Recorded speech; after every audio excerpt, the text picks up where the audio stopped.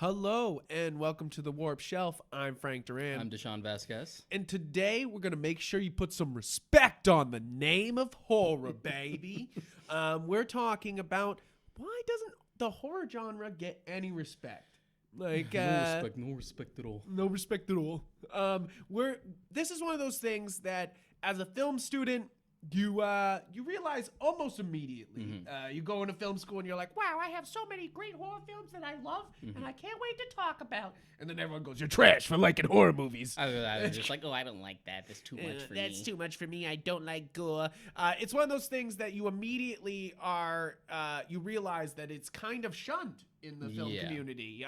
It's immediate that horror is not only not a genre at the Academy Awards or anything like that. Very rarely. It's definitely one that gets like no respect at all. No respect at all. And I think that we're gonna dive in today to why that is. We're gonna go into why we think that's a travesty, but also why some of these things are kind of earned. Why this no respect can actually be quite earned by the genre at times.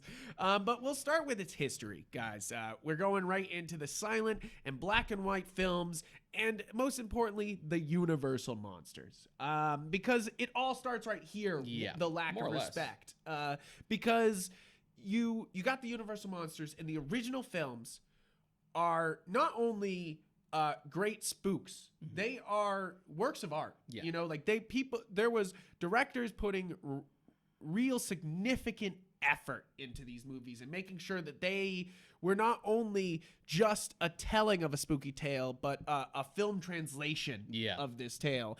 You could tell in Dracula when they zoom in on Bela Lugosi's eyes, and and that's part of the book, is how great his stare, Dracula's stare is, you know, like it's in the book, and it's so great to see it in the movie when they zoom in on his eyes, and they're kind of frightening. Bela Lugosi like brings it, you know, like, and the same thing goes for Frankenstein, you know, like, is that they understood the material in a way, you know, like they may have not gone the full length. Yeah, but and it's always arguable as to like how faithful those adaptations actually translate, especially that early on. But there was sort of a reverence in the way they treated the material. Even Wolfman is even though it's such a silly concept, it's just like, I'm a werewolf, you know, like is taken very seriously with the first movies.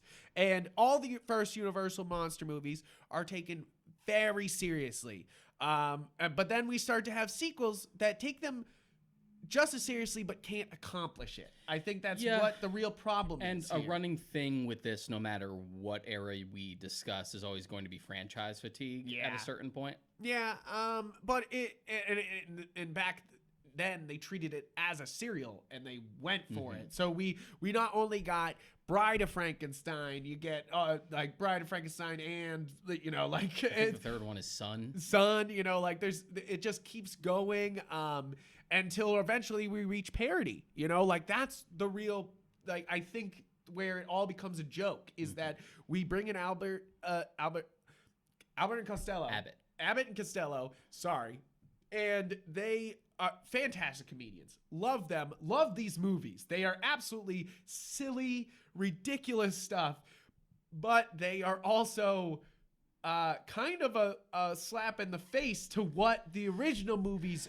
are. Yeah, you it's know, a like, long point where like that heart and that reverence and that playing it straight is long since worn off. Yeah, and it's like, so you have some good sequels at the beginning. Bride of Frankenstein is pretty good. They tried. That's pretty much where it peaks. I would argue that Bride of Frankenstein is actually a better film than the first one. Yeah, and don't we have Brides of Dracula? I'm pretty sure that probably somewhere down the road. That sounds more like a Hammer thing, maybe. Yeah, right. But as far as the original Universal, like black and white films, I know there was definitely a Son of Dracula at some point. Don't know if it was called that specifically, but I know that was like the birth of Alucard. It's Dracula backwards. Whoa.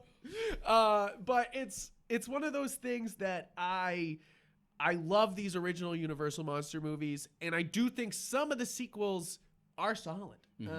But overall, you don't want to touch any of the sequels. And then they realized that they were already making a mockery of themselves and just kind of handed it to the comedians. And you also had to understand that sequels were treated very differently in the black and white era. It was considered that if you released a sequel too late, no one would want it.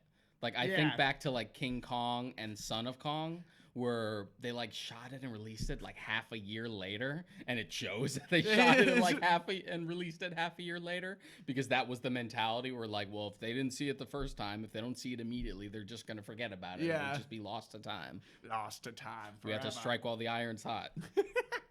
And I feel like these are. You have the very beginnings of what is great horror too. Mm-hmm. You have Dr. Caligari's cabinet. Yeah, the cabinet. The Cabinet of Dr. Caligari. Oh my God, I can't say names today. Or ever. But it's one of those movies that's not only a classic for how it pushed the genre, but it is also one of those that basically creates a lot of the film techniques that we consider scary. Same thing for Nosferatu, like it also, it's like if we want to bring it past, it also Universal. Sort of defined and documented like how we felt about psychology at the time. Yeah, I was recommended. I had already seen it in high school, but I was recommended the Cabinet of Dr. Caligari in my abnormal psych class. Yeah, right. Yeah. And you're like, what? And it's true though. That's what's so great about that movie is it's not only just like a horror movie, it deep dives into psychology of the time. And it pioneers techniques which are commonplace today, most notably just like the idea of canted angles and stuff like that as a way to disorient the viewer and make them feel uneasy. And I mean, you can feel that one movie's influence in everything Tim Burton does. So you're just like, and basically it's so abstract and exaggerated. Oh my God! And it basically when Tim Burton says like German expressionism, he means just that movie. Pretty much.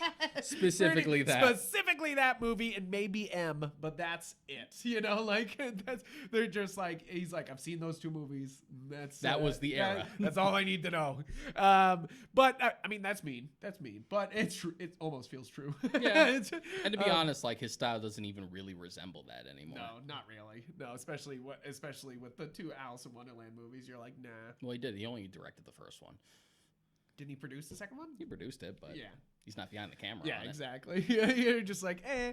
But basically, more to our point is that we start the entire genre of horror as this very respected, very reverent genre. Like very much like, hey, we're here for spooks. This is what we're doing. Like if you want to see comedy, go someplace else. And then it immediately, almost like within 5 years, declines into Albert and Costello doing every one of the Universal monster movies. And then on the other hand, which are all on Amazon Prime if you want to watch. And then on the other hand, like in traveling to different mediums, this was also pretty much how comic books became popular. Yeah. You pretty much started with horror comics and usually like propaganda stuff.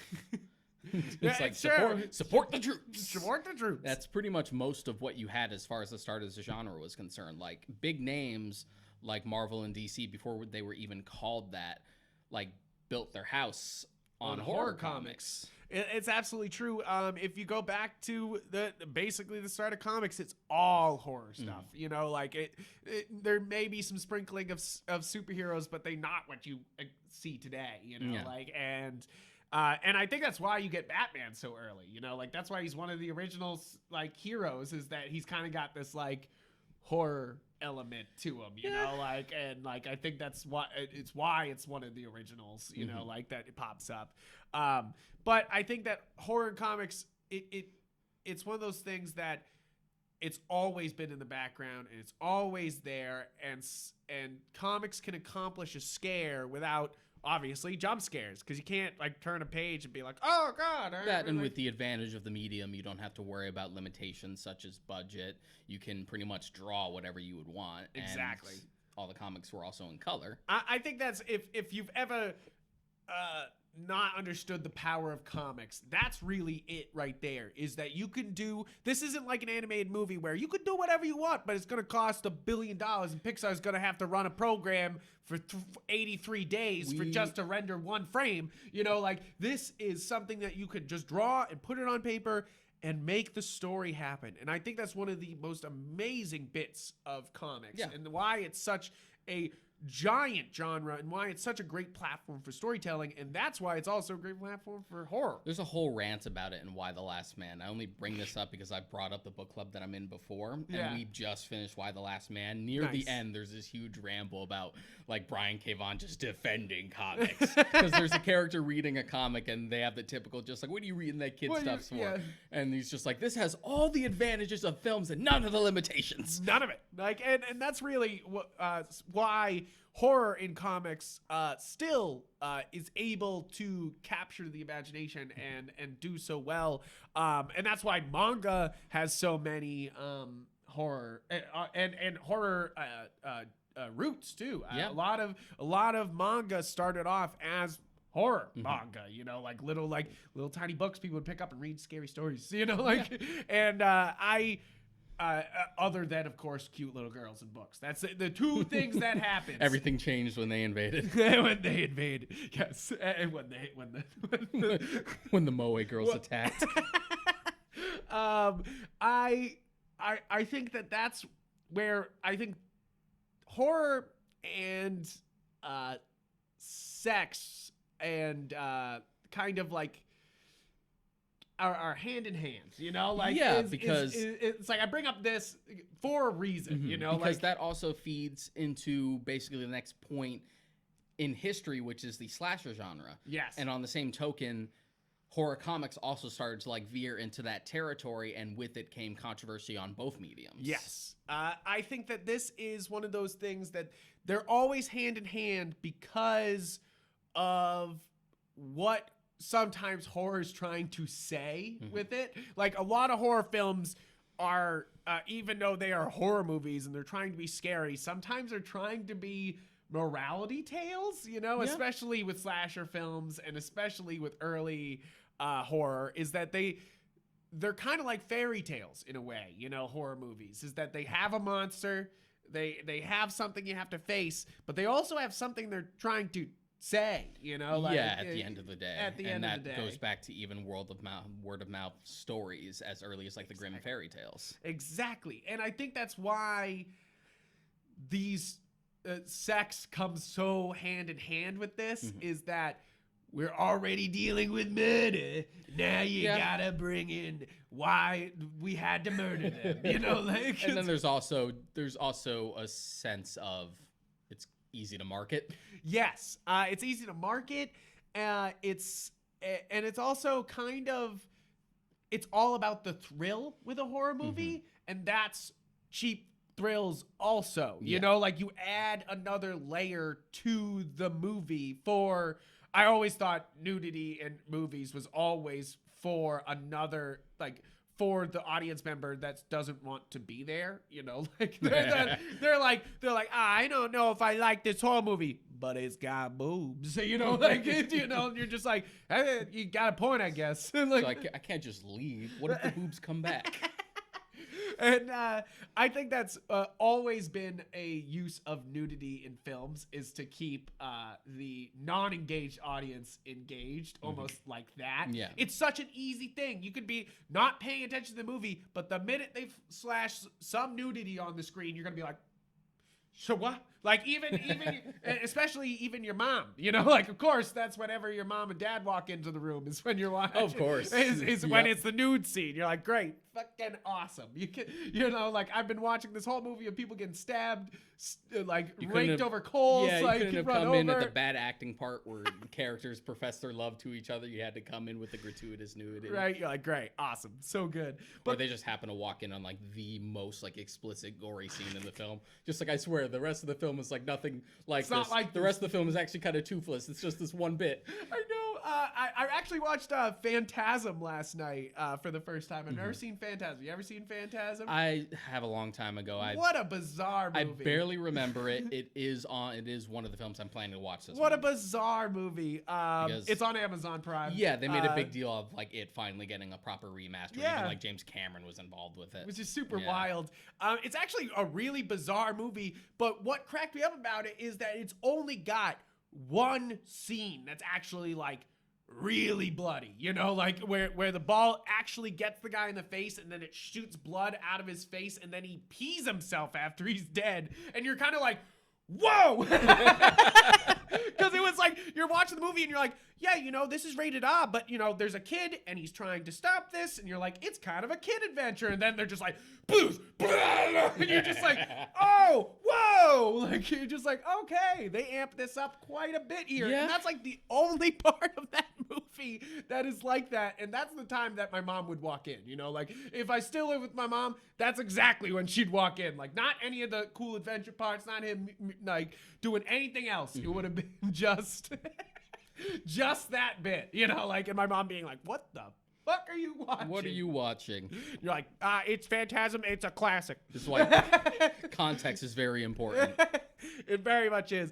But back to the point, slasher movies really, like, horror movies are a thing from the 50s onward till the 80s. We start to get a real resurgence in the 70s of some indie horrors and some great, and of course you get The Exorcist and stuff like that. But really where the horror genre comes back into like a huge mainstream, everybody's going to movie theaters almost every weekend to see these things, is in the 80s. 80s is when it all just really takes off. Like the transition to the slasher genre came with a few different caveats. One, like, Gone was sort of like the, you could say, like, pomposity of the old, like, Universal monsters and stuff like this, where it was treated with reverence and class. Slasher films, in contrast, tended to be grimy, dirty, super low budget, like a breeding ground for indie filmmakers.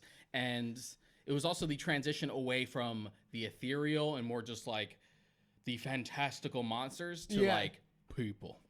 You know who's gonna kill us? You don't need to worry about a werewolf. You know what you need to worry about? Your neighbor. And I feel like that's where they start to prey. Like, always horror movies prey on what the audience fears. That's where it all starts. But I feel like the 80s is where they start to like realize that, and then start to really like hone in on like, are you afraid of getting locked in a mall? Shopping mall. Like, are you afraid of getting, like, you know, stabbed here? Here it is. You know, it's all just a grab bag of just like, what can we make scary? And it adds more to the fableness of horror, you know, like, is still, slasher films at their core are still trying to tell some weird morality story, you know, like, is that, oh, kids, you shouldn't have sex or show your nipples on screen because you're dead. It's like, or, you know, like, it's always the pure one who survives. Don't have premarital sex or drink or smoke, kids. Or you'll get stabbed through the throat by somebody. Otherwise, you'll let a special needs kid drown, and then his mom will come after you. And then if you survive that, the son who didn't die after all will then come after you instead to finish the job. And that's really it, is that they're wild, convoluted fables, you know, in a way. And I love horror for that element, in that it's like, it's telling a story, but it's also trying to say something, which is what most art's trying to do in the first place. Yeah, and the appeal of the slasher genre in the 70s and 80s specifically as well was also that, in a lot of ways, it was counterculture. Yeah. Because critics, oh man, it's one of my favorite things is to watch any sort of documentary that documents like the slasher boom in the 70s and 80s. And just the first thing they always bring up is how much critics hated them. Like, you can look at old reviews from like Siskel and Ebert for like the Friday the 13th movies, and they like describe it as horrid, completely immoral. But then when you actually watch like the first couple of Friday the 13th movies in a modern context, you're like, really? You're like, this is what you thought was immoral? Yeah. You're just like, okay. And I mean, that's something interesting to be brought up, is that like in modern context we've gone so much further, you know, like and then even then I think that the slasher genre did a lot of things. So you have the B horror movies of the 50s and the 60s. You have monster, giant bugs, giant aliens, you know, like giant women. That was the scariest part for them back in the 50s. They were like, oh my God, a 50-foot tall women. Oh my God. But then you have 60s keeps that up. You have some actual serious horrors coming in the 60s. But the 70s, when they start to be like, let's do the Exorcist, you know, like, but we're still dealing with maybe the beginnings of the slasher genre. Mm-hmm. You have some things right at the end of the 70s as the beginning, but the 80s is where it really takes off. The precursor was the initial like milestone was Psycho. And then the next 60s. Precursor would have been Texas Chainsaw Massacre after that. Yep. Then post that is when you get Halloween, and that's when it got popular. Yeah, and you even get what's the one where the guy, it's all from point of view, and it's like in the 60s, and the guy's just a camera going around, and he's stabbing people. What's that one? I know what you mean. I love that one. It's just the name's escaping me right now. Yeah, right. It's really good. I forget that name. We'll remember it later. We'll be like, damn it! Just scream it. Yeah, just scream it. But it's one of those things that this genre's been around, but it didn't take off until the 80s, and that's when I think that it became more accessible to make films. We go from the 70s where you get a bunch of indie filmmakers starting to get their hands on film and start to shoot film. And then you have the 80s where they were like, yeah, here's a VHS cassette tape, and they were like, hell yeah, and started running around like crazy, like absolutely insane, running around. In the same way cameras. That it's so easy to become a content creator nowadays because of platforms like YouTube and the like, was sort of a similar innovation with the advent of VHS at that point. Exactly. Because before then, home media was still a thing, but it wasn't as prevalent a thing or as easily accessible until Betamax and VHS were. Exactly. And Betamax and VHS not only put the movies in your home, it put the movie camera in your hand. You know, like, and that way everybody could take this home and start doing this, you know, and then you end up with indie classics, you know, like stuff that was that, you know, like wouldn't have happened, and led into stuff like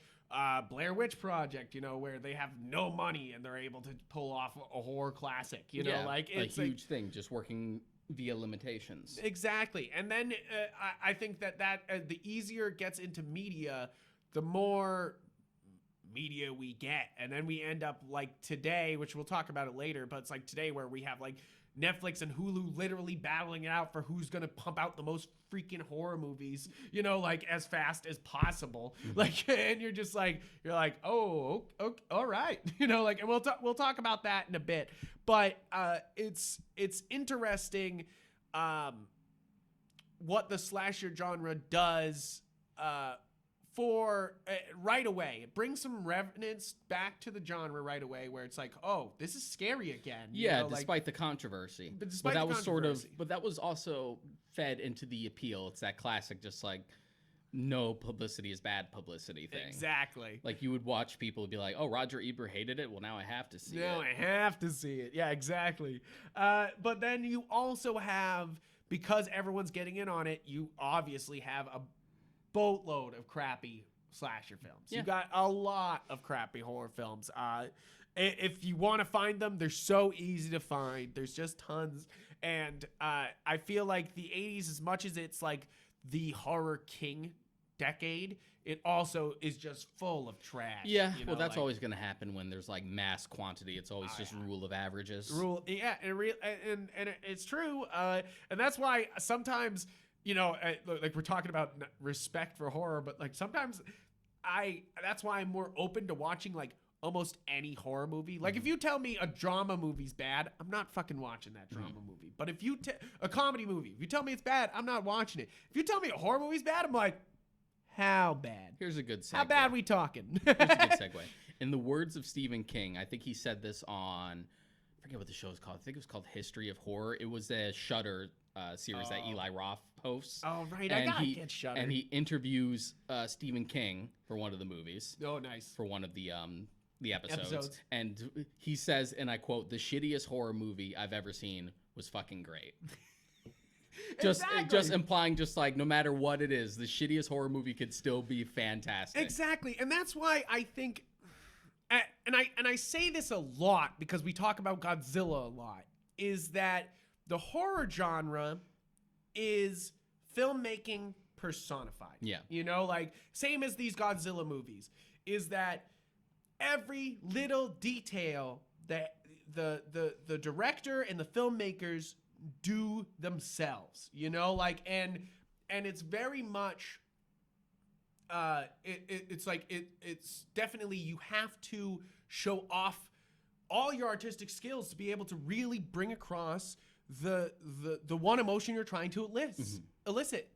Scary, which is a hard emotion to elicit from people, you know, like, because you can it's hard to make people cry, but it's easy to make people laugh, but it's almost harder to make people scared. Yeah. You know, like, I mean, there's some people who are really scared all the time, and they will be scared by anything you throw at them.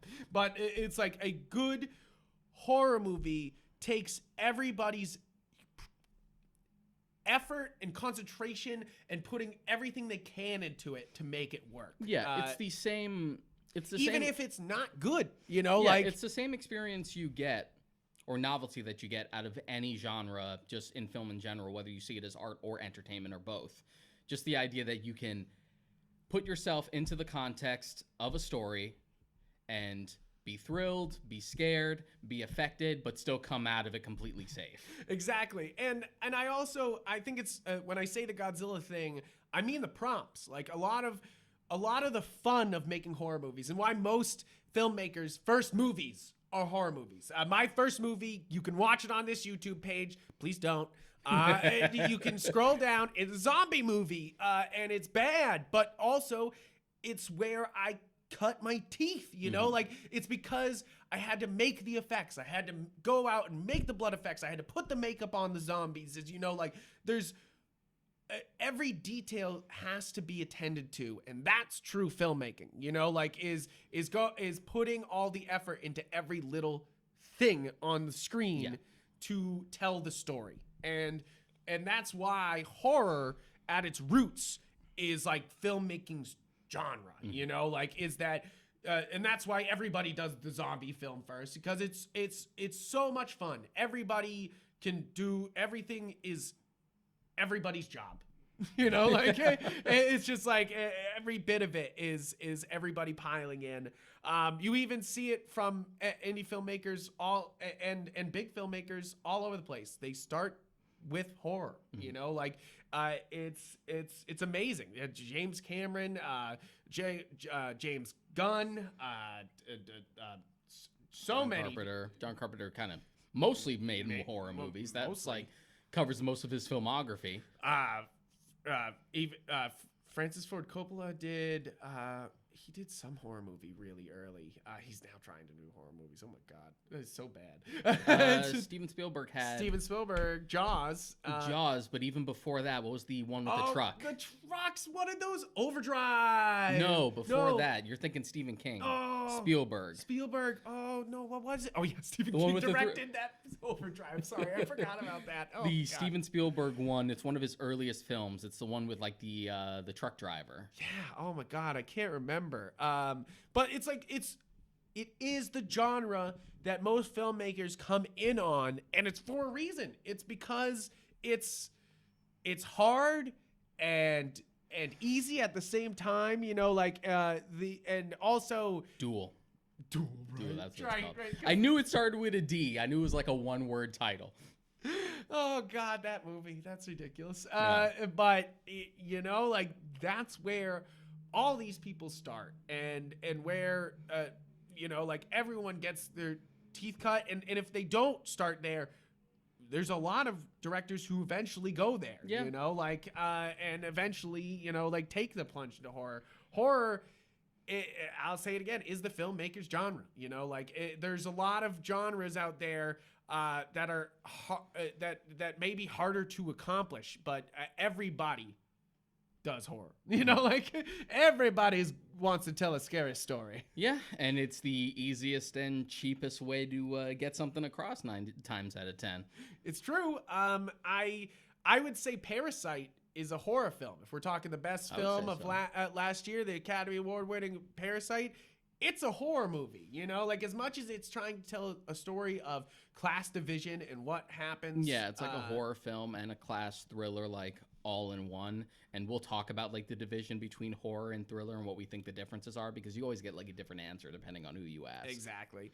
But it's also it's a double-edged sword that all the filmmakers start on this, because it shows that why horror movies don't get respect is because most of these are starting attempts. You know, like a lot of these horror movies are just people trying to cut their teeth, trying to do something, you know, like, and that might not work out sometimes. Yeah, sometimes it's just an X factor. Sometimes it just kind of came out at the right time. Yeah, exactly. I think it's you were trying to bring it into Stephen King, but it's like it's one of those things that the genre needs the people to step up to make it. And I think that that's the reason why Stephen King has had such success, is that filmmakers are looking for stories, and Stephen King's sitting there being like, how many you need? Like, as we're speaking, he has already written like 12 manuscripts. You're just like, what? But it's one of those things where he is the most like accomplished and respected authors as far as like prose novels are concerned, period.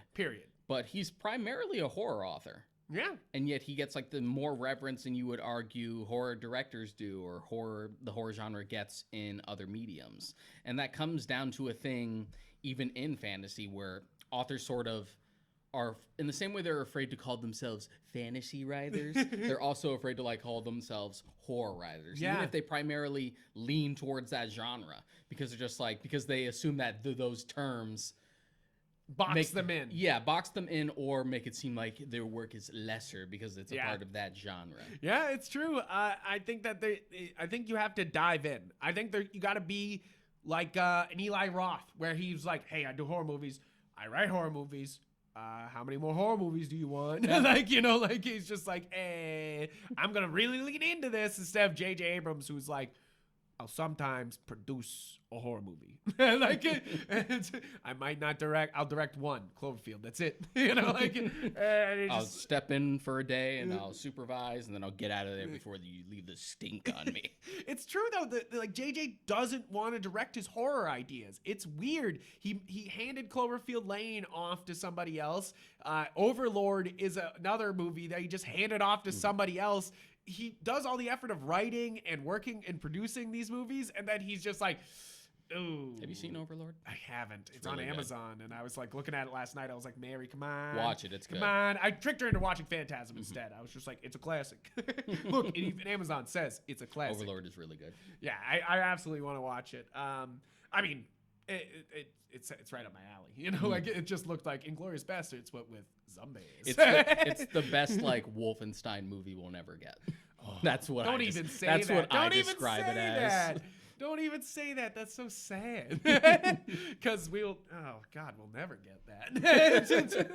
Yeah, that's such an easy movie. The fucking Wolfenstein game that just like the main games that came out, you could just translate that into a movie. I would argue a lot of video game movies would be relatively easy to translate to film, and yet we just haven't managed that yet. That's another topic. That's another. Don't save that. Put that for later. But to go back to Stephen King, I absolutely respect Stephen King. Here in New England, we all love Stephen King. Like, I think that's you got to respect the man. He brings the spook to the New England, and I think that makes Maine seem a lot scarier than it actually is. I don't know about that. I don't know if it's a stretch too much to say what he says happens up in Maine. You know, like I'm just saying it's weird up there. But I definitely think that Stephen King, he leans into the horror genre like nobody else does. Yeah. And he might branch off occasionally. Heart of the Dragon. What's the one that's the day of JFK's assassination? That's just time travel, and then something 77. Yeah, it's like a year. I think. Yeah, it's a year date, and then Dark Tower is it's not a horror book, but it's like includes all his horror connected universe that like ties his books together. So. I mean, even branching off of horror, we've brought up like the Darabont films, like Shawshank and Green Mile. Yeah, both. Yeah, exactly. Green Mile does have fantastical elements, but you wouldn't describe it as a horror story. And you wouldn't even be like, when you're bringing up Stephen King's best, you almost don't bring up Shawshank and Green Mile, even though they are almost unequivocally his best works, But I imagine the movies help perpetuate them a little more. And to be fair, I'm not sure about Green Mile, but I know Shawshank was just a novella. Yeah, so they were both novellas. Yeah. I mean, he used to do. He still does a lot. He just cranks out stories. Just cranks them out. Like, he's so crazy. I love a novella by him though, because I don't have to spend months reading it. Like The Brick that is it. Yeah, it or many of his other especially books. his early stuff. Yeah, he's a lot. Stuff. His like modern stuff is a lot leaner. That's because he doesn't do cocaine as much. I hate to go right to the root of the problem here. Like, it's true though. I mean, he says he has like no memory of like writing Carrie in it at this point. Which is so wild. He was just on a coke binge and it's just like, yeah. You're like, Jesus Christ. Turtles. Beings from another world. I just think that I'm sorry, I'm losing it on the beings from the other world.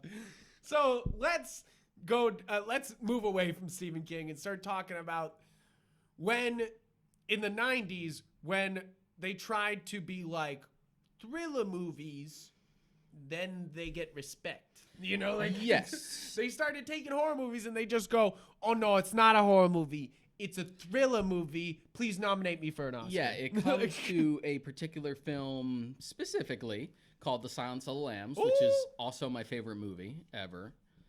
And that won Best Picture. Yeah. And it also got a couple of other awards. I knew Anthony Hopkins won Best Supporting for that. I'm pretty sure I know. Those are the biggest film awards. I know Jodie Foster got nominated for Best Actress. I don't know if she won, though. But point is, that got a huge amount of accolades. And that was one of those ones where they tried to market it as a thriller, especially after it got so much like critical praise in that like light. The thriller. It's like, it's a thriller. It's not just a horror film. It's more sophisticated than that. It's a thriller. And that's really the attitude that starts to propel forward. Is that this is not a horror movie. So while this I would is a argue, thriller. So while I would argue that term sort of started as a way to just sort of backpedal or deflect from the fact. Is Harrison Ford responsible for this problem? Is my question. Because he's the king of the thriller back in the 80s and early 90s. He started being in everything that wasn't a horror movie. Yeah. But was. Like, Double Jeopardy, as much as it's a thriller, is sort of a horror movie, it really is, it's one of those movies that, is basically a horror movie, but they were like, it's a thriller. Yeah, but there's also stuff that has nothing to do with horror stuff, like spy thrillers and stuff like that. Yes, so obviously. While I think the term can be used as a way to deflect from the horror genre, and it shouldn't be, there is a certain point where it can be its own thing, and sometimes it can be a mix of both. Yeah. Personally, I love Silence of the Lambs. I kind of consider it both. Yeah. And I don't argue the point as to whether you consider it a horror film or a thriller film. It's funny because it's like, how do you say it's not a horror movie, but then also it's like, there's only a couple scenes that are true horrifying scenes. Yeah, that's what I mean. And does that mean that horror movies are only categorized into horror movies if they have a bunch of horrifying scenes? Yeah, which is why there's a bunch of caveats as to what you define as it. Yeah. And there's always exceptions to the rule, in the same way we brought up on the anime episode of what anime encompasses. Horror, to me, at least in its most basic definition, of course there's crossover, so it can be either or both, is the point of it is a series of build up and payoff. Yeah. Whereas a thriller tends to be taking that build up and stretching it as far as it can go, leading to a big payoff at the end. It's all about perpetual tension throughout. Yeah, I feel that. I feel that. I think that's the goal of the thriller. Like the goal of the genre is to keep that you would be like thrilled, its most rudimentary framework. But of course, there's like crossover, which is why I feel like a film like that is kind of both. Yeah, because especially Silence of the Lambs, where a lot of the movie is not the horrifying moments in the basement where she's wearing the goggles or anything. Most of the film is tracking down a killer, which is obviously thriller material, which is more just any sort of crime story. Exactly. And that's where I think that's where all these lines get blurred, is that the point of horror is to thrill you, to excite you, to scare you. Yeah. And the point of a thriller is to draw out tension and also thrill you, you know, like, so they have the same goal, so that's the reason why I think the genre gets melded, you know, like, is that they have the same, like, they want their audiences to be like, woo, when they come out of the movie, you know, like, instead of it being like any other feeling. Yeah, it's sort of like in a similar vein, the reason why sci-fi fantasy gets like lumped together so often. Yeah. It's because a lot of the times it just sort of blurs the line. Yeah. And sometimes you can just say both. Like, I hate it when people are just like, Star Wars is not a sci-fi film, it's a science fantasy film. Just like, if you want to argue that, then you can go back as far as like John Carter. Yeah. Or John Carter, which is considered or even, like sci-fi classics, even though it has more fantasy elements than anything. It just even has a sci-fi. Flash Gordon. Yeah, Flash Gordon is not a sci-fi story. You know, like, as much as I love that, it's an adventure with sci-fi elements. You know, like, because otherwise you'd put him on Earth, he would be running around doing adventure stuff. But that crosses over you know, so many times that you're just like. That's why when you go to a Barnes & Noble, it's like sci-fi / fantasy. Yeah, exactly. So let's try not to divide these because it gets really technical. It gets really technical, and I bet you could argue the semantics of this all day. You know, like, but the horror movies have more goal than a thriller, and that comes down to an argument of like whether genres should be a thing in general. Well, I think genre is important. Because it's your vehicle of storytelling. It's how you tell a story, and the tropes of its own genre are important to storytelling, because tropes and how normally a story of this genre is told is important on how to play with those expectations. But at the same time, art is so varied that sometimes you can't just put it in one box. True. I mean, I think it's ultimately a helpful thing, but sometimes you're going to get those cases where it's a lot of things. It doesn't have to be just one thing. Yeah, it's true. So, one of the main things about this, we were talking about respect. And of course, you get the ultimate respect of an Oscar nomination and win from Silence of the Lambs. But one of the big things that a lot of people argue against the horror films and why it's not a genre to be respected is it's for kids and teenagers. If you really take a look at the horror genre, it kind of is. That's who they're marketing to, you know, like is not only to kids who aren't supposed to be watching, but teenagers who also are not supposed to be watching. I remember an old Siskel and Ebert episode specifically about Nightmare on Elm Street 3, where they talked about where for the most part they liked it. Ebert always described like Nightmare on Elm Street as like a slightly classier and more creative Friday the 13th, which it kind of is. I mean, it's true. It is more or less a chopping block. At least they have like a creative idea. Yeah, exactly. You know, then like it's a killer who came out of the lake. Out of the lake, gonna kill all the campers. You have like the dream scenario. You get like psychological, so you get like creative set pieces. Yeah. So that makes sense. But in the episode, they both specifically bring up, it's just like, don't even worry about the R rating because they know exactly who they're marketing this to.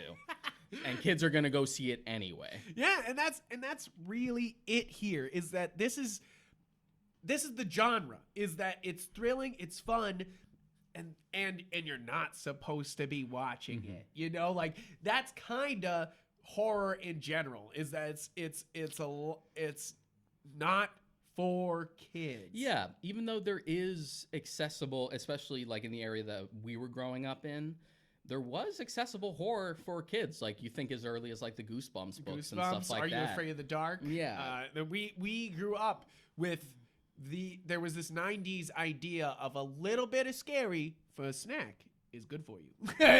Yeah, like, which really appealed to me because Halloween Town.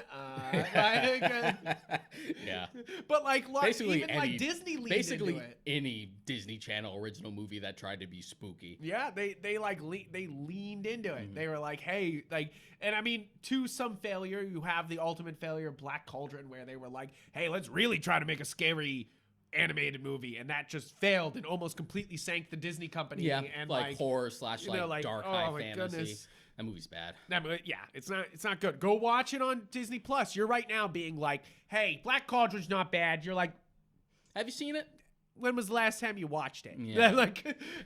You're just like, eh. More to the point, like, that appealed to me growing up because I had always been fascinated by, like, creatures and monsters and stuff like that. So I was attracted to the horror genre early on. And it was stuff that I would watch with my mom and dad because my dad always had the attitude of just like, look, I snuck in to see this stuff when I was young. So, like, why would I deny you it? And two, my dad also had the attitude of just like, look, you can watch it, just don't repeat it. And if you have nightmares, don't act like you're going to come in my bed to sleep. That's so, I mean, there you go. My mom was very much against horror movies. I mean, other than, like the classics, like other than the classics that I was allowed to watch, she was very much against them. So at like 13, when I think puberty hit, like it was like literally one night, like I just like, because even before that, I was scared of horror movies. I was scared of roller coasters. And then one day, my first pubic hair popped out, and I was like, it's time to watch all the horror movies and all the roller coasters. I'm on them. Like, it was just like, it was so funny. I had like such a weird fear tolerance where I like couldn't do these rides, like I couldn't do these horror movies until I hit 13, and then I just wanted it all. I wanted every bit of it, and I did. I watched everything I possibly could get my hand on. Definitely part of the reason I have such like a leveled reaction to any horror film at this point is mostly you've been watching forever. Yeah, forever. I'm completely desensitized. When my first horror movie / first PG-13 movie I ever saw in theaters was Jurassic Park 3.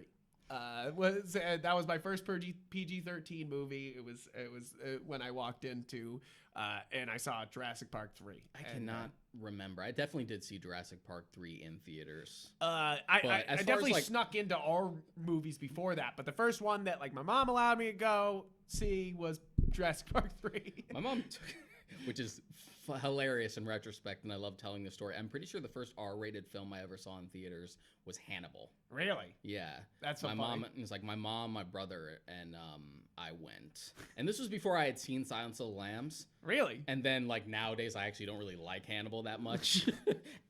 I like but it at as, the time, I like you were it as like, a book. hey. I don't like the movie, but at the time, it was just like, oh, this is disturbing. But even stuff like I went to go see Freddy versus Jason with my dad and brother. Exactly. There was nothing keeping us out, even though our teachers are just like, oh, how could you? That's so disgusting. Even though if they paid attention for 2 seconds, they would realize that was the only thing kids were talking about in the lunchroom. It's like, who's gonna win, Freddy or Jason? Yeah, right. Because all of us were watching this shit. Exactly.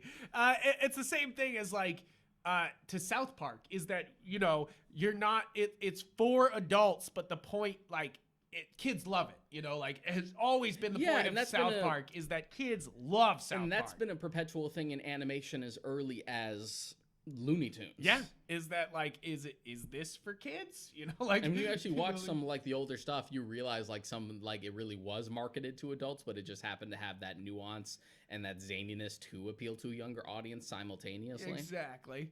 I absolutely think that that's a huge part of horror is that that you're not supposed to be watching it, like as a kid, like it's taboo. The whole genre is like, oh, you can't touch that because it's scary. My parents knew what I was about. But that's the thing is some people never grew the pubic hair and got over it. Some people never had their parents completely not give a fuck like your parents did. Like, like there's some people that took that like scared mentality of not watching that and then carry it for the rest of their lives and then down talk on horror because I had a classmate who like refused to watch The Exorcist because he was like super religious. And it was just one of those things where like everyone else in the class was just like, dude, like you're trying to be a filmmaker. Yeah, you have to see watch these The Exorcist. things. You have to watch these things. I oh my goodness. I love The Exorcist though. That one's so good. As a kid who grew up religious, I always loved. Oh yeah, The anyone Exorcist. who grows up religious is like that's who that film is aimed for. Yeah, and another fun thing you can really do is go on YouTube and look up people coming out of like screenings for that film back when that film came out, and people just being interviewed right after they've come out. They're just like, oh, there was a girl who fainted, and there's like this girl who's like shaking. Oh, I could never do that again. I need to lie down, and I'm like. It's funny because like The Exorcist is a great movie and it's very effective. Very effective. But I'm completely like numb to it. That was another one I saw pretty early on. Yeah. And plus I didn't grow up religious, so I'm like, nah. Nah. But that was another one that my mom made one... me read the book for, and then I could watch it. I had to read all The Exorcist and then watch it, which to be fair, they do not go into, like, they show you visually that the demon is let out of the caves in the desert in those first couple scenes. But in the book, they like really get into it and they explain what's happening, and you're kind of like, they should have explained this. Yeah, we've also brought this up before. Well, I mean, for the film, it works as like that ambiguous note like where what is it? It makes it more of a force of nature because if you add too many rules or if you show it too much, it sort of loses that novelty. And if it's just an ancient evil from Egypt, it makes it a little less scary than just like, hey, it might be the devil inside your little daughter. We brought this up before, but it's funny that your mom would have you like read the book when 9 times out of 10, the book is going to be more explicit than what you're going to get out of the movie. Oh, yeah. It happened. I mean, we brought up Stephen King. That happened all the time. I had to read the book before seeing it. And every time I was just freaking out at reading the book and then watching the movie like, oh, they didn't do that right. Oh, they didn't do that right. You know, it's completely almost like toothless in comparison. Like I'm like now with the book club that I'm in, now that we're done with Why the Last Man, we're reading Jurassic Park right now. Which Jurassic Park, the book is kind of scary. We talked about the first session last night actually because we read the first 53 pages. I read it all in like one go. I was super into it.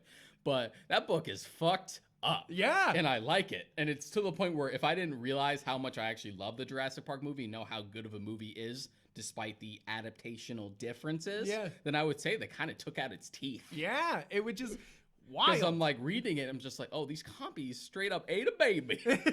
Just like this is legit a horror book. Yeah, Michael Crichton never held back that Jurassic Park was always kind of like horror with dinos, you know, like never held back about that, and how much it's all about DNA. And just stuff like the slow build, like the prologue where the guy who clearly got attacked by a raptor, but the construction workers don't want to talk. Yeah, but they have to know what the injury is. Oh, and then man, the idea I love is that compies have already reached the mainland and they've been attacking people. They like kill the baby and they're like, is this a lizard? Oh, this has elements of like neurotoxin, but like a snake, but it seems more rudimentary than that. And just the intrigue and like the tension. Oh, man. Like I made the joke when we started talking about it, just like, you know, you would think I'd be disappointed because I'm 53 pages into this and they haven't gotten to the damn point yet and gotten to the park, but I'm into like this like thriller build. It's like what are these creatures slowly coming around?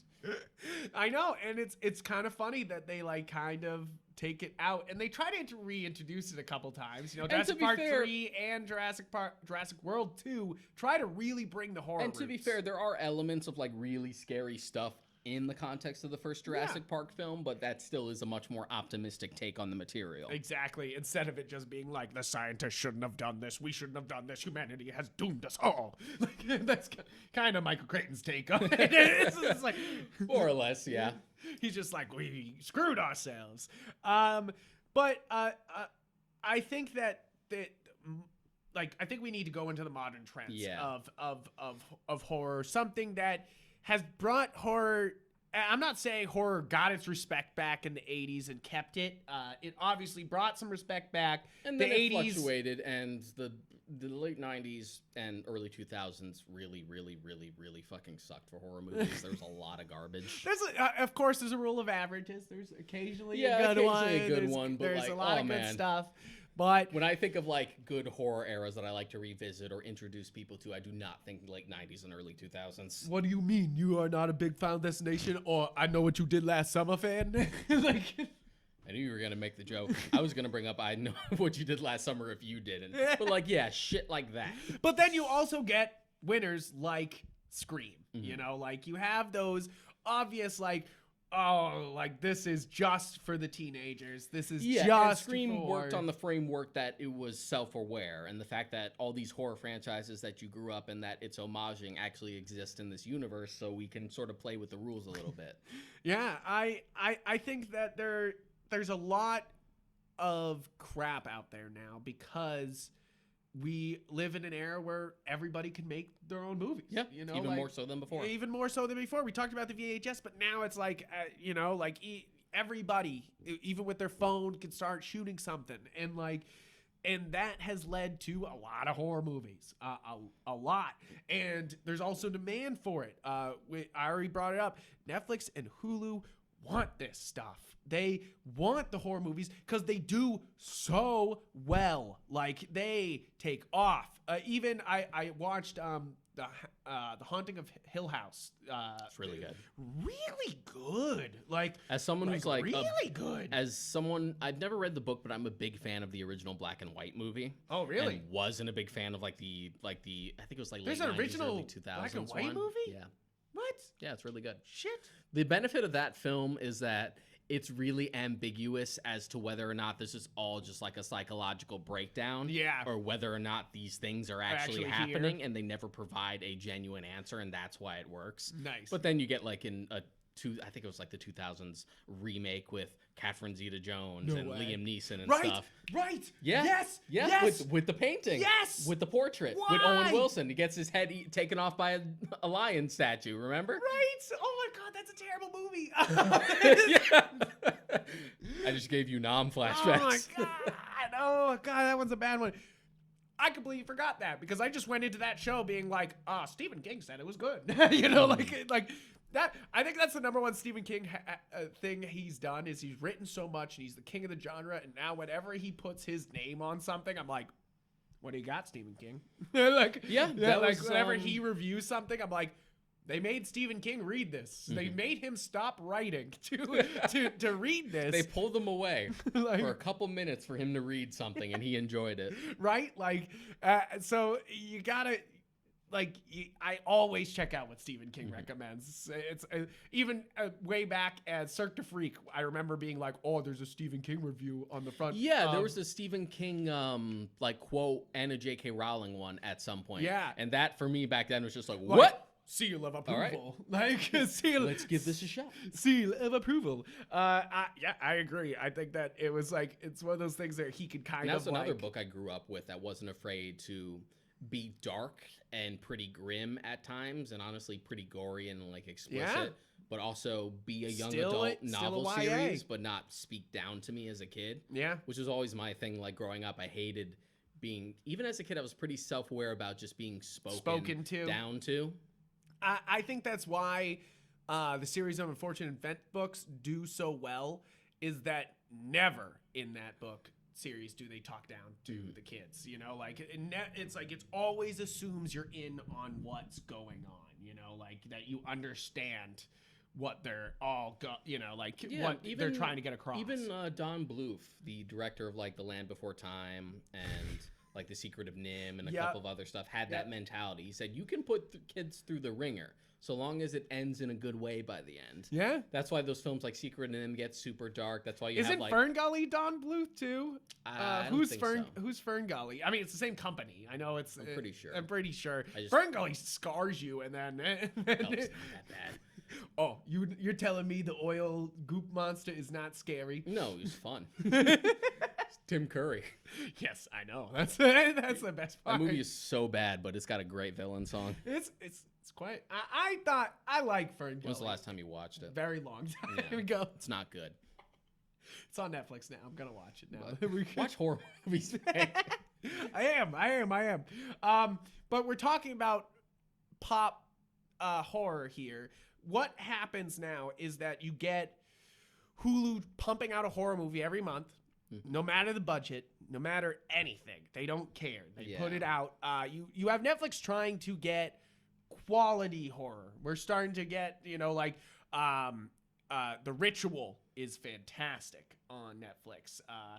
But then you also, for every one of those, you get a shitty one that was kind of thrown together, but then you also get stuff like Blind Box, which like maybe is, Bird Box, which is like, it's kind of a ripoff, but at the same time is able to permeate culture in like quite a big way, it's like, sure, that movie may have not been as big as probably Netflix hoped it would. It kind of like touched a lot of people real fast, there were memes about it everywhere. Yeah, everywhere. A bunch of Zoomers figuring out who Sandra Bullock was. Right, they were like, "Wow!" People discovering Sandra Bullock for the first time, just like, "Oh yeah, she sure has been an actress in things for a long time, kids." I think that we are in a place where even if we get movies like Truth or Dare, Polaroid, where they don't care if it's good or not, like as long as it is a horror movie and has some concept that will get butts in eyes on screens, not butts in seats, some like eyes very contemporary gimmick. Like, what the like Unfriended and shit like that. Unfriended. Which I try not to get too snobby about. If you want... okay, Unfriended's bad. There's another one called The Den, which is the same fucking plot, way better. Way better. It's the same, like, oh no, the killer's reaching out to me through the social network. But The Den...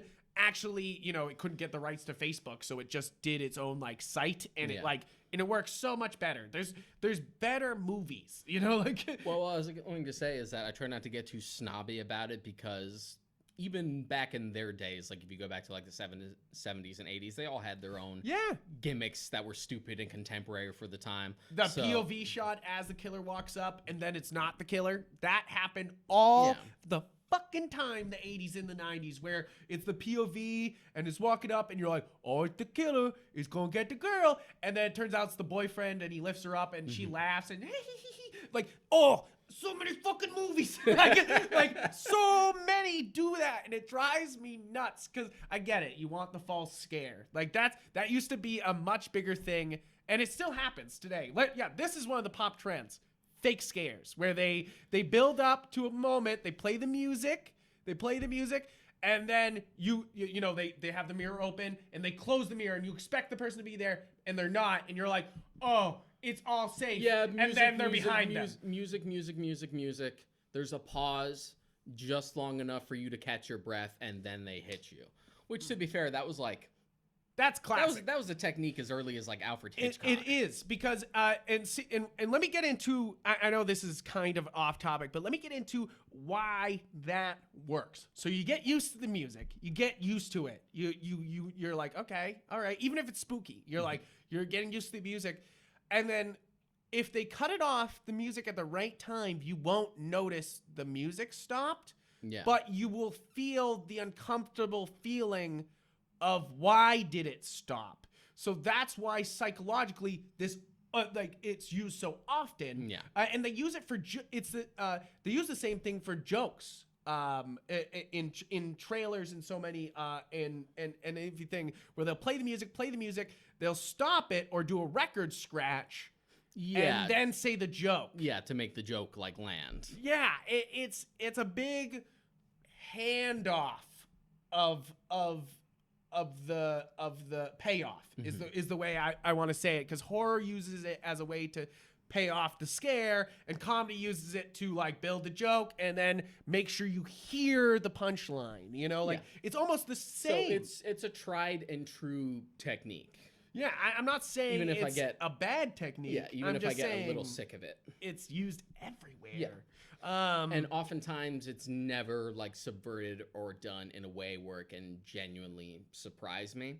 Even worse yet is like jump scares. I'm almost more scared now when they don't do the false scare, and I expect them to do the false scare, like when they move the mirror and they're actually there, that shit gets me now. Because you were expecting them to like string you along. Yeah, you're like, nah, he's not gonna be behind the refrigerator. They're gonna close the refrigerator. He's not gonna be there. And then he's standing right there, and you're like, whoa! More so than that, I have a real problem with jump scares, especially in modern horror films, because it's easy. It's easy and it's lazy, and you need to use it sparingly. Because the thing about a jump scare is that you're not scared, you're just startled, and that startling wears off. So let's go film school on everybody. The first ever jump scare is one of the first films that came to theaters, the Great Train Robbery. In that movie, they have a train come directly at the camera, and it is one of those things. It jump scares. It used to get people really scared. They used to run out of theaters because they thought the fucking thing was coming at them. Film was such a new advent that it looked so real to them back then that when you have something coming directly towards the camera, to their untrained eyes, it was coming at you. It felt like it was coming at them. And the movie uses that moment to it like jump cuts to another moment, and it scares you a little bit. And that's the first like real jump scare is those moments there. And there's also like shooting into the camera. Yes, as well. The shooting into the camera. It's funny how breaking of the fourth wall to create a scare starts so early, but now it's so frustrating because it's overused. You know, like because that's really what it is. A jump scare is breaking the fourth wall to scare you. You know, like it's throwing something in the camera or in front of the camera to make you jump. You know, like, and it's either a cut or something that's in the frame. Like everyone has seen like this particular scene. You want to talk about like the POV shot. Yeah. A jump scare I want to bring up that's in like every slasher movie is the opening the door or like turning the corner and it's real quiet and you think the killer's going to come out and it's just some douchebag like, hey, I got the beer. Yeah. That's a terrible fake scare. You're just like, oh, dude. Yeah, every damn time. Or it's like a cat or something in the trash. Like, yeah, exactly. And they're like, you dumb cat. And they turn around and then stab. Yeah, basically. You know, like, it's like, it literally happens all the time. I think that these are one of those things that is part of the genre. A jump scare is part of the genre, but it's so easy to do that we no longer have effective jump scares. Yeah, and sometimes you sort of use it as a crutch or you rely on it too much, especially when a film becomes popular. Like, I think that was, even for It Chapter 1, that had a big problem with it, was that it really relied on a lot of jump scares and a lot of CG. And then once you got to Chapter 2, they went full fucking on with it. Yeah. And that was part of its problem. I think that there's so much that can go wrong with a horror movie. That's the problem. Is to catch that feeling of scared, tension / edginess, like that, like, oh, I'm on the edge of my seat, is so hard to capture that when they don't capture it, the whole movie can be off. Yeah. You know, like the whole entire thing can just be off. And the thing is, I tend to like genuine scares and suspense more so than just, and we had talked about this when we reviewed The Invisible Man, the idea of trying to use the aesthetic or the feel or the atmosphere of a horror movie, but not actually using it to its advantage. Yeah. I think the obvious one is The Shining, where the only real jump scare is Jack with the axe to what's his name, to his chest. That's the I forget what his name is. I'm thinking of the actor's name. Yeah, right. Just say the actor's name. Scatman Crothers, because he has a great name. Yeah, he's got a great name. That's the only real jump scare in the movie. And and this is where I say the jump scare can be effective, is that the jump scare does not come from on screen or any visual cue on screen. There is no visual cue that he's about to get axed in the chest. And that's why it works, is that you have a moment and it swings and wham, it hits it. He's just walking, and then damn, there's an axe in his chest, and it scares you, you know, like, and everything else in that movie is very much using the atmosphere and the actual visuals to scare you.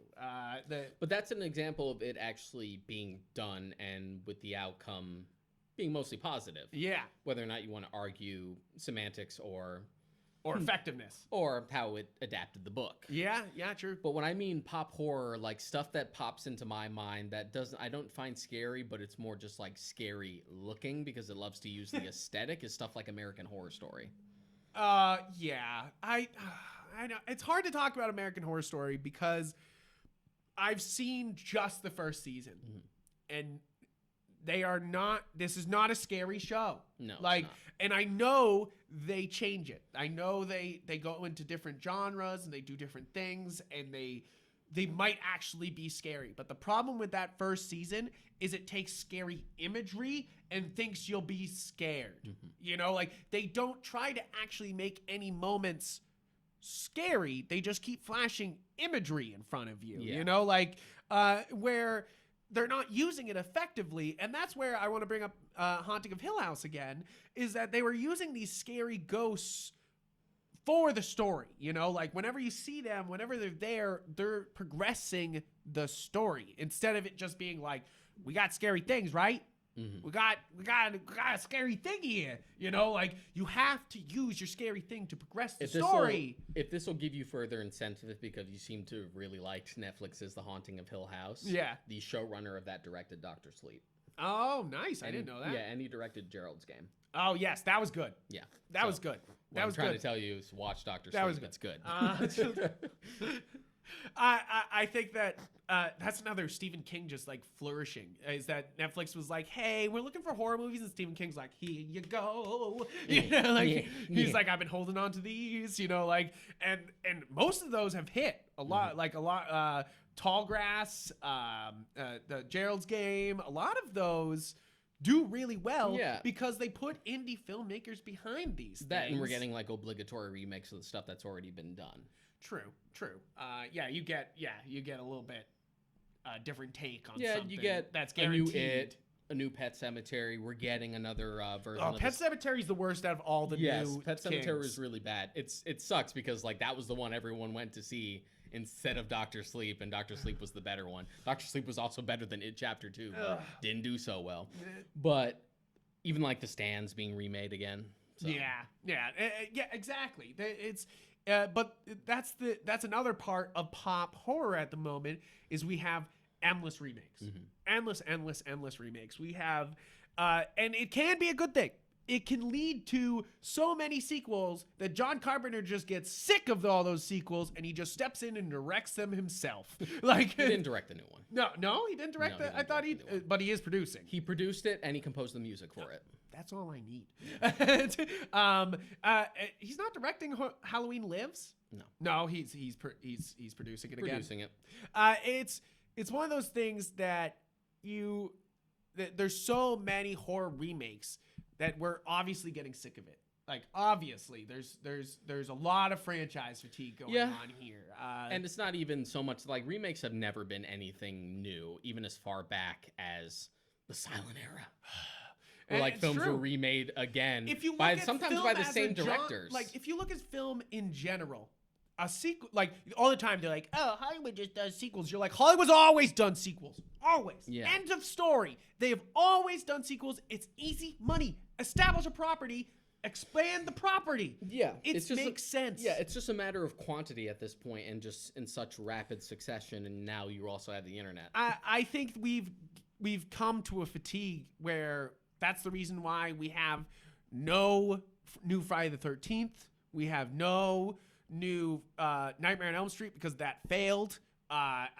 We're getting Halloweens because they actually put some effort into it. We brought Jamie Lee back, but this for the second time. Right. We did that already. we did that. But we have so many of these giant icons that are not getting sequels because they're afraid of this franchise fatigue. And that's why most of the time it ends up being sort of like a reboot and a sequel. We have so many like reboot sequels Evil now Dead. Where it's a sequel usually to the first film or the first two, but they just ignore all the bad ones. Which, I mean, hey, if you want to retcon that hard, go right for it, I guess. Yeah, I guess so. You're like, fine. You're like, go for it. That seems to be what the like the new Candyman film seems to be doing. Yeah, it seems to acknowledge the other film. That's the only one where I'm like, really cautiously optimistic about it, because I mean, the more marketing I see for it, the more excited I keep getting, and I'm just like, please don't let me down. Please don't let me down. Please don't let. I mean, I'm excited. It looks really good. It looks really good. It's no Candyman 2. You know, like that's the thing. Is like we already had like in horror, you have examples of how it can go so bad, and that's what's so interesting about these remakes is that you already have examples of how badly it really depends on the franchise. Sometimes the franchise, no matter how bad it gets, you'll still be back for it. Yeah. Like you make another Friday the 13th film, I'm gonna watch it. I'm an easy mark for You're that. there I'm not, first day. I'm not asking for much with a Friday the 13th movie anyway. What the hell am I gonna get snobby about? Kind of the same way in that same respect for like Child's Play, Nightmare on Elm Street. But Except you haven't watched Child's Play remake. Like so I'm getting to it. But that's like the thing is that you even there you're like, oh, you know, like you're just like, no, you don't do this. That one. Like, because that one's a hard one because they're continuing the series, and rebooting. Yeah, the series is still going. If you don't know, in the same year they put out the Child's Play remake with Aubrey Plaza, and then put out a sequel to Chucky on demand. You know, been like just a year before or a few months before. But they were in production at the same time. You know, like not only is the series still ongoing despite like MGM's attempt to make the reboot, but there's also a TV series coming, which is still part of that same continuity. It's supposed to be paying off a cliffhanger at the end of the last movie. We were leading to this. Like, it's still going. It's still going. Even if it's out of theaters and it moves like straight to video for the last two and now it's getting a TV show, it's still there. It's still happening. So I wasn't really clamoring for a reboot to really go back to basics anyway, because 2 movies ago we already kind of went back to basics and kind of trimmed out the more self-aware shit. Oh, I'll have to watch And those. the interesting thing about the Chucky films is that it's been the same creator since the original film. It's been Don Mancini since movie 1. That's pretty crazy. Yeah. You know, like I would say the same thing for Phantasm. Same director for all 6 Phantasm movies. That's crazy. Yeah, that's which crazy. Never in horror. happens for like a horror franchise that goes on that long. No, but it really depends. And then there are some franchises where I feel like a sequel tends to be a given if it's successful enough, but sometimes they only really work as one good standalone. Yeah, that was Candyman to me. So like even the idea of Candyman 2 is just like.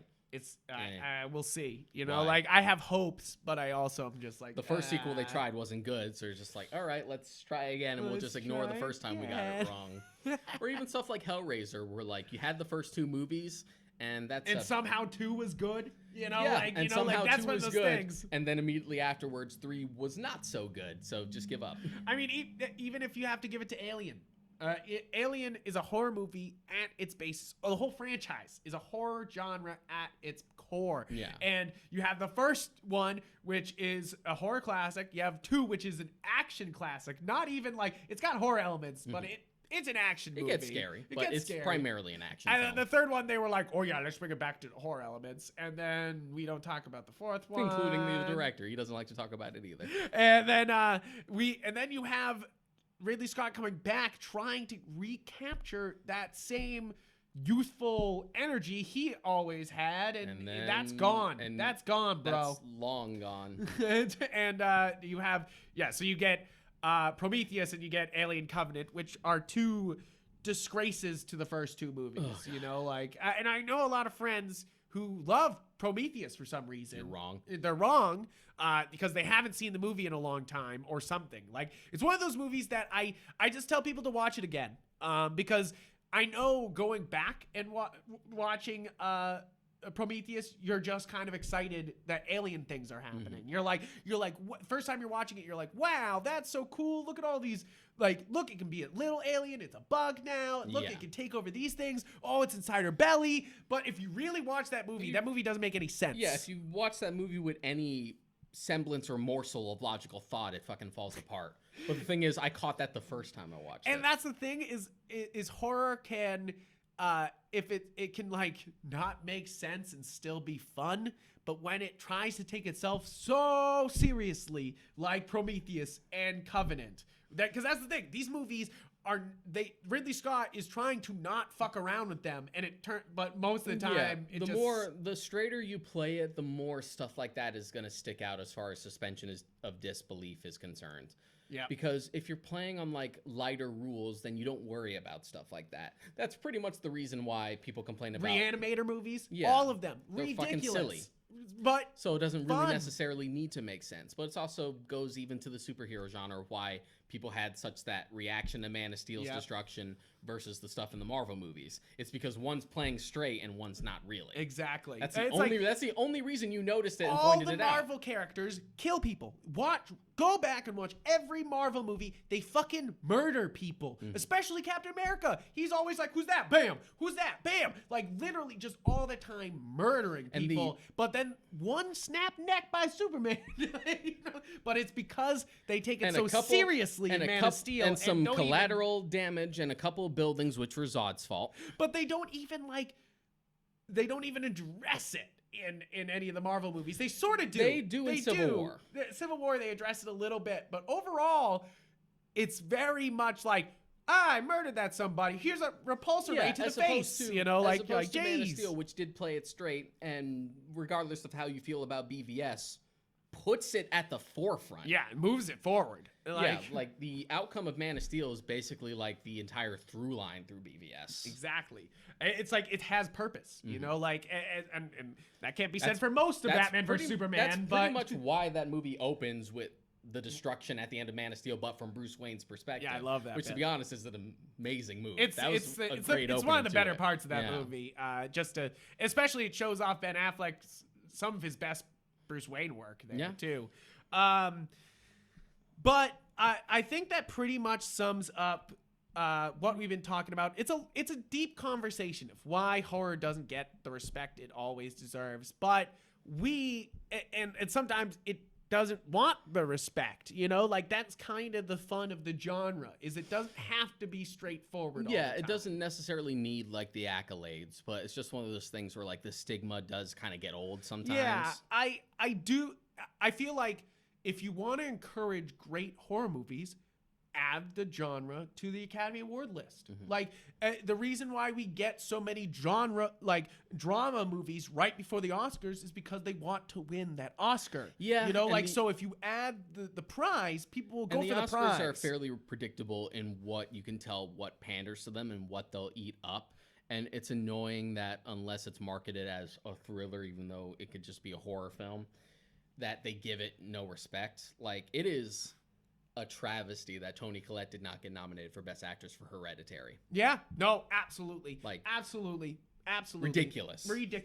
I didn't bring up Hereditary, but I wanted to during our jump scares moments because they don't use the jump scares until she gets hit by the pole, and that's the only jump scare in the entire movie. And it's so effective because it's so sudden, you know, like, and it's meant to be sudden and violent, you know. The rest of that film is just like agonizingly more intense. Yeah, somehow that's not the worst part, you know, like, you know, like so you're like the little girl losing her head is not the worst part, you know, like as someone who, while still loving the genre, is like numb to all this shit. Like I loved Hereditary so much. It didn't scare me, but it was great. It was great. Watching it freaked me out. It's the reason why I haven't watched Midsommar, because I'm so freaked out by that movie. Midsommar's not as good as Hereditary, but it is really good. But it's the same director, so it's like that guy already fucked me up. It feels like he's gonna fuck me up again, and I don't want it. You know, but like, you're prepared. I'm a little bit, but that's that. I feel like you guys should reach out to us. Tell us some movie that doesn't get the respect it deserves, even though it's a horror movie.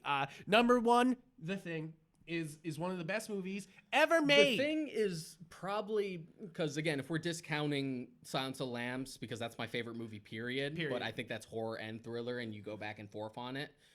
Taking that out of the conversation, John Carpenter's The Thing is probably my favorite horror film. It's amazing. It's one that's only gotten like cult status, and now it has the respect, but at the time it came out, sort of wrong time. It was too bleak for people. They didn't Kurt Russell was kind of a big name at the time, so it was kind of like, oh, another Kurt Russell movie. But they didn't but they didn't like how bleak it was, how it had the super ambiguous ending, how it was played straight. And it also came out around the same time as E.T., so everyone was hopped up on like aliens, on super cheerful, optimistic sci-fi, even though The Thing is a better movie. Yeah, exactly.